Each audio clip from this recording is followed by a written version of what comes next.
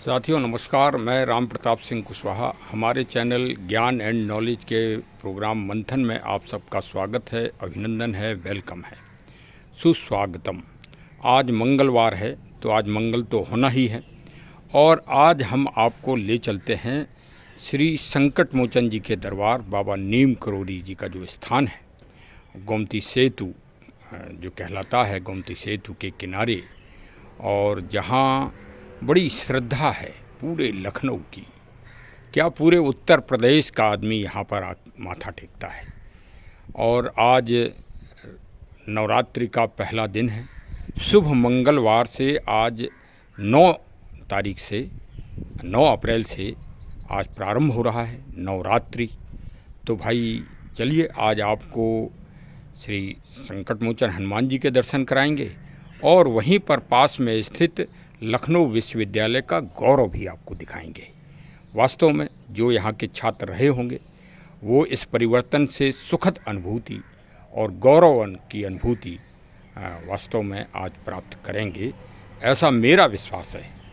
तो चलिए आज देखते हैं, दोनों चीज़ों के आज आपको दर्शन होंगे और पावन आनंद प्राप्त होगा। पावन रामनवमी कई व्रत और त्यौहार आने वाले हैं 9 तारीख से। 9 मतलब ब्रह्म का अंक है और इस समय हम श्री संकट मोचन जी के दरबार लखनऊ में श्री संकट मोचन जी बाबा नीम करोली जी के जो नाम से विख्यात हैं वहाँ पर हैं। अपार जन समूह है भक्तों का और चलिए आज दर्शन भी करिए। पावन मतलब ये एकदम एक तरह से बड़े मंगल की तरह आज भीड़ है यहाँ पर। पावन आपको दर्शन करवा रहा हूँ।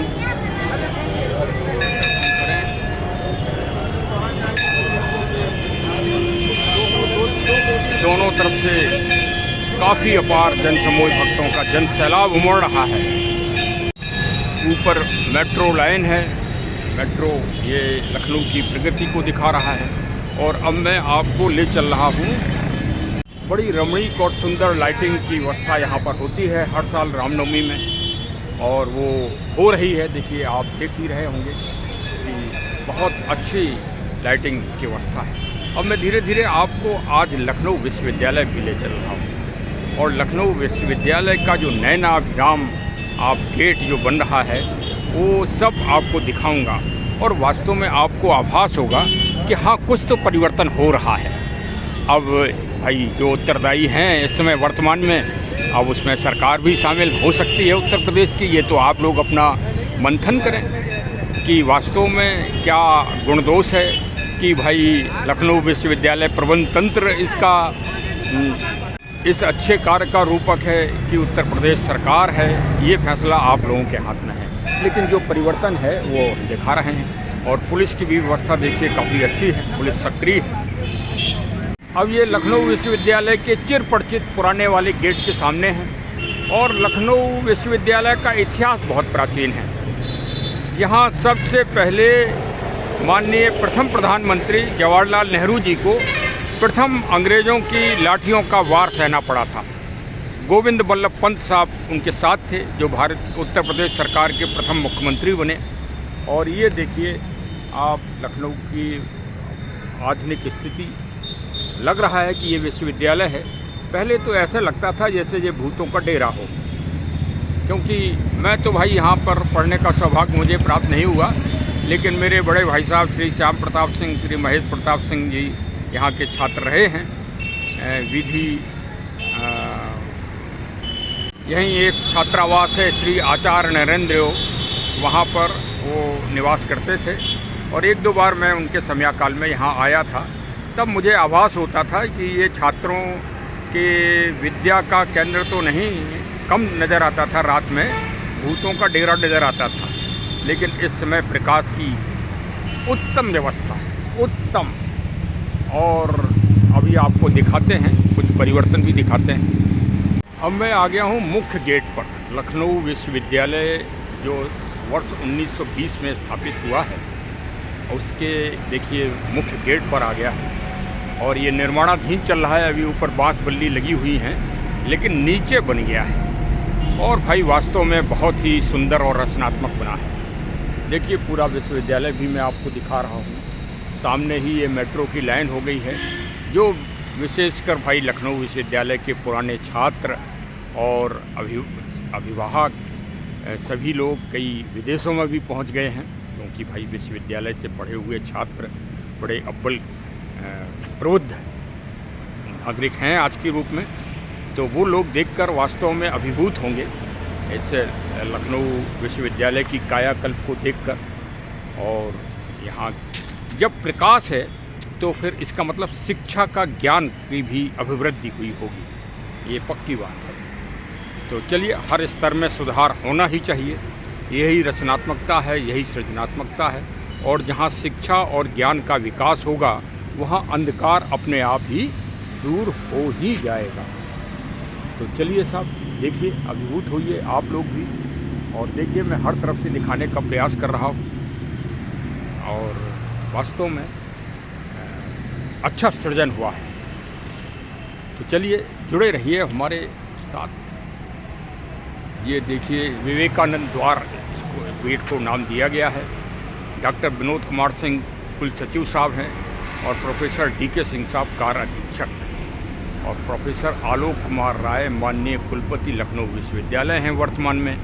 तो भाई, और माननीय महामहिम श्रीमती आनंदीबेन पटेल साहब जी का ये शिलापट लगा हुआ है, गवर्नर महोदय साहब का।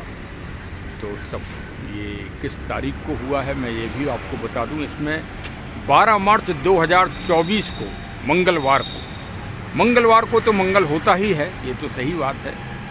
तो ये गरिमामयी उपस्थिति में ये शिलापट लगा है और ये गेट का पदार्थ मतलब गेट का एक तरह से का उद्घाटन भी हो गया है।